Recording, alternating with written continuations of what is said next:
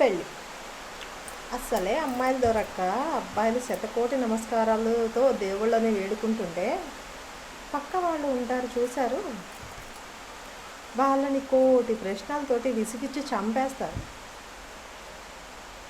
ఇప్పుడు పెళ్ళి అనేది దైవ సంకల్పం అండి. మీరు ప్రెషర్ పెడితేనో లేకపోతే ప్రశ్నలు వేస్తేనో జరిగేది కాదది. Marriages of made in heaven అని పెద్దలు ఊరికే అనలేదు.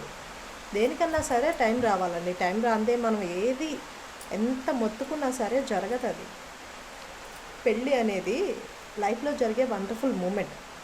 దాని గురించి సంతోషంగా ఎదురు చూడాలి. కానీ అయ్యో ఊర్లో వాళ్ళు అడుగుతున్నారు, సమాధానం చెప్పలేకపోతున్నాము, ఏజ్ అయిపోతుంది అని ఈ టెన్షన్లతోటి భయపడేలాగా చేయకండి. ఆడపిల్లల్ని కానీ మగపిల్లల్ని కానీ ఎవరైనా సరే.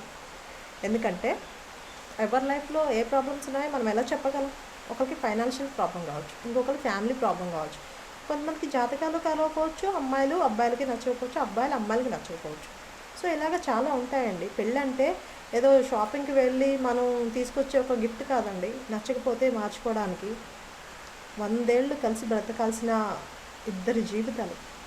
సో అందుకనే అట్లీస్ట్ మీ చేతనైతే పక్క వాళ్ళకి భరోసా ఇవ్వండి జరుగుతుంది అని. అంతేకాని ప్రశ్నలు వేసి బాధ పెట్టకండి ప్లీజ్.